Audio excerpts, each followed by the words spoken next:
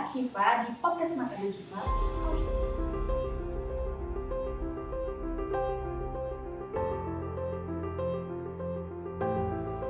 Hai, kembali lagi di podcast Mata Najwa. Jadi kali ini aku bakal ngobrol santai dengan salah satu orang yang bisa disebut itu orang terpenting sekampus, ya, yakni ada Presiden Mahasiswa Politeknik Muhammadiyah Tegal bersama dengan Mas Fadil. Apa kabar, Mas? Alhamdulillah. Are you okay? Yes, I'm fine. Oke. Ngomong-ngomong tentang Presma nih. Presma itu kan pasti kaitannya dengan BEM. Iya. Siapa sih orang yang nggak kenal BEM? Semuanya pasti kenal kan, apalagi BEM itu bisa dikatakan sebagai organisasi yang elit di kampus. Nah, menurut Mas Fadil sendiri, BEM itu penting nggak sih? BEM. Kalau masalah penting atau tidaknya itu tergantung kepada pribadi masing-masing, namun kita putar balik lagi, BEM itu apa? BEM itu organisasi. Organisasi yang which is di perkuliahan bagi orang-orang tertentu organisasi itu penting, seperti itu. Karena dalam perkuliahan itu kita akan mendapatkan ilmu, pengetahuan, tetapi kita akan mendapatkan soft skill itu di organisasi. Kita akan mendapatkan relasi, teman-teman, seperti itu kan. Nah itu yang menjadikan organisasi, terutama BEM itu penting, seperti itu.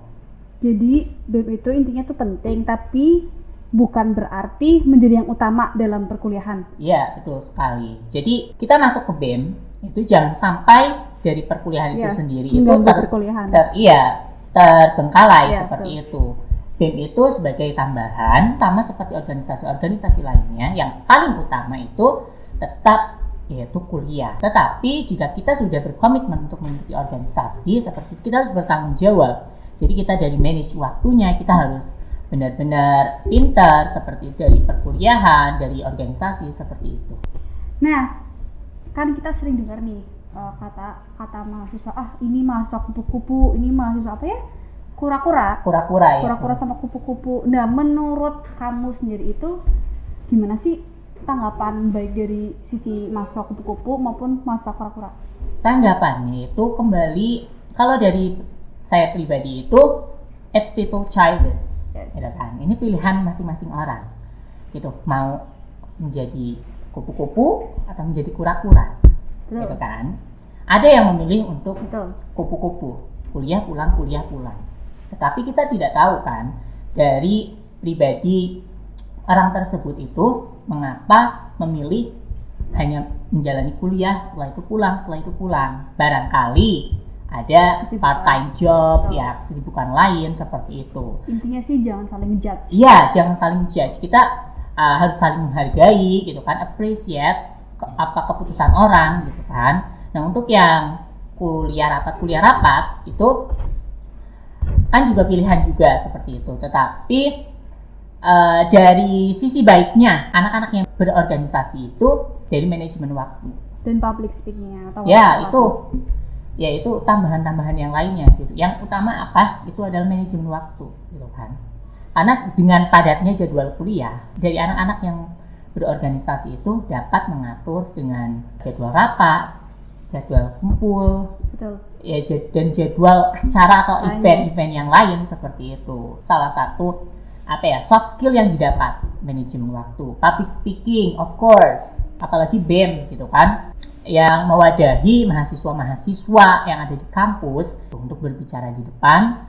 Jadi lambat laun kita akan terasah dari public speaking-nya seiring berjalannya waktu. Iya. Jadi intinya tuh jangan saling ngejudge. Mau kamu tuh mau jadi mahasiswa kupu-kupu ataupun mahasiswa kura-kura, itu sebenarnya tuh semuanya baik. Tergantung gimana kamu manage waktunya.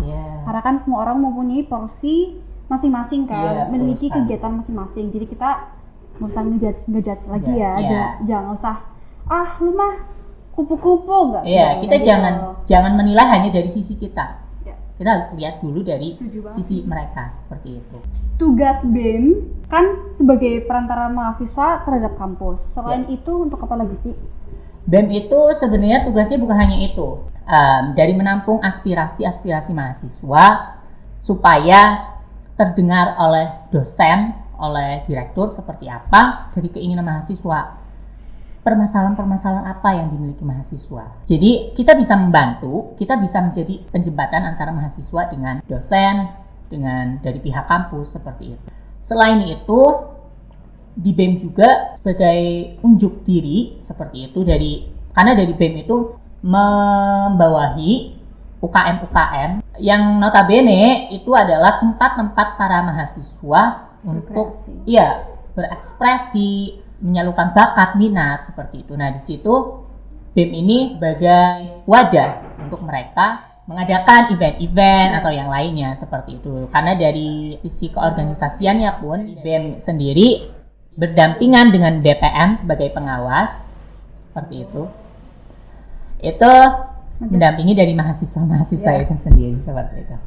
Tapi kamu seneng gak sih jadi presma nih ya kan? Orang pertama di kampus, siapa yang nggak kenal sama Presma pasti kenal. Rasanya gimana sih jadi Presma? Seneng atau enggak ya?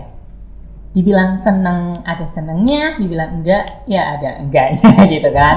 Ini merupakan suatu tanggung jawab. Betul. Saya tidak menjadikan jabatan Presma ini sebagai beban, tidak. Saya menjadikan ini sebagai tanggung jawab saya. Bagaimana saya harus bertanggung jawab dengan jabatan ini yang harus saya emban seperti itu. Jadi bagaimana bisa menciptakan sesuatu inovasi yang baru untuk bagaimana untuk memajukan kampus seperti itu kan. Bagaimana untuk agar mahasiswa ini tidak melihat BEM itu hanya sebagai pajangan seperti itu. Saya inginnya BEM ini sangat-sangat bermanfaat bagi mahasiswa-mahasiswa untuk itu sebagai penjembatan dari aspirasi mereka gitu. By the way, Polmo ini kapan sih open recruitment BEM? Open recruitment BEM itu kemarin kita sudah open recruitment. Dan aku salah satu membernya yang daftar. Iya, open recruitment dan kemarin itu sudah melakukan jadwal interview.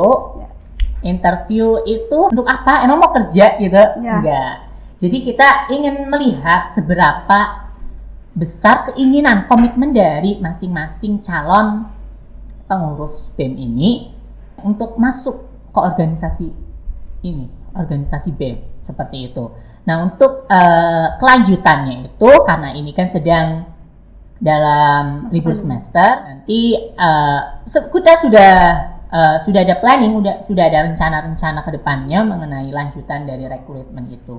Karena kan memang bukan hanya di rekrutmen ini, kita ada event-event yang lain seperti itu. Tetapi kita sangat berusaha sekali agar bisa berjalan berdampingan, bisa ke-manage semua gitu.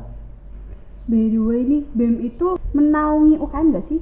Iya. Termasuk berarti misalkan kan ada banyak UKM tuh kayak Tapak Suci, English Club dan lainnya tuh ditampung sama UKM. Ditampung sama BEM. Iya, dinaungi oleh BEM semua UKM. Bedanya sama DPM apa? Bedanya sama DPM. DPM itu Dewan Perwakilan Mahasiswa. Nah, DPM ini tugasnya itu sebagai Dewan Pengawas bagi BEM dari program kerja, dari yang lainnya. Jadi setiap ada event atau yang lainnya kita harus berkonsultasi, bermusyawarah dengan DPM seperti itu. Mungkin kalau di sekolah, pas zaman sekolah itu kalian mengenalnya dengan OSM OSKA dan MPK. OSIS dan MPK, OSIS dan MPK. Jadi kalau OSIS-nya itu BEM, MPK-nya itu DPM.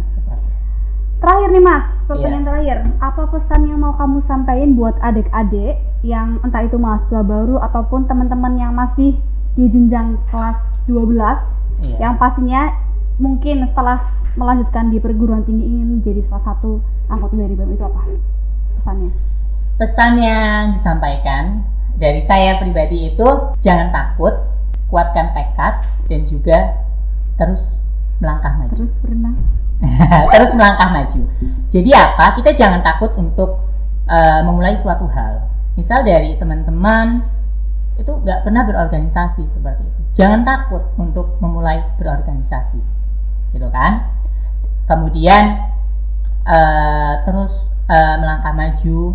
Kita jangan hanya ingin stuck. Kita jangan ingin stuck. Jangan hanya ingin berada pada zona nyaman. kita harus terus melangkah maju meskipun memang banyak rintangan, banyak resiko seperti itu, dan pasti ada hal yang kita korbankan seperti itu. Contohnya adalah waktu. Betul. Kalau mau sukses ya harus berani ambil resiko. Iya, Gak ada sekali. orang sukses itu yang nggak mau ambil resiko, pasti ada resikonya, sekecil apapun itu. Ya, pesan saya lagi yaitu berorganisasilah, karena ini sangat bermanfaat, sangat berguna bagi teman-teman semua. Tidak hanya BEM, organisasi yang lain. Gimana? Seperti itu. Jadi intinya itu organisasi itu penting ya. Memang sih ini kan tergantung kamu yang menjalani, tapi kalau misalkan bisa berorganisasi kenapa enggak gitu. Ketika kita diberikan kesempatan nggak datang 2 kali katanya. Iya, betul sekali. Lakukan sebelum Kuotas terakhir. Quotes terakhir apa ya? Masuk BEM. No, saya tidak mau lebih ke maksudnya ayo masuk BEM seperti itu, tidak, karena saya maunya itu dari hati mereka, gitu kan. Kuatkan keyakinan. Quotes terakhir mungkin dari saya, terutama untuk para mahasiswa-mahasiswa, jangan jadikan organisasi menghambat kuliahmu. Terima kasih. Terima kasih Mas Fadil sudah berkenan datang ke podcast Mata Najifah. Semoga bermanfaat ilmunya buat kita semua. Terima kasih juga buat para penonton yang sudah setia menonton acara kita. Mohon tetap support podcast kita dengan cara subscribe, like, comment, and share, dan jangan lupa tekan loncengnya. Terima kasih. Salam Mata Najifah.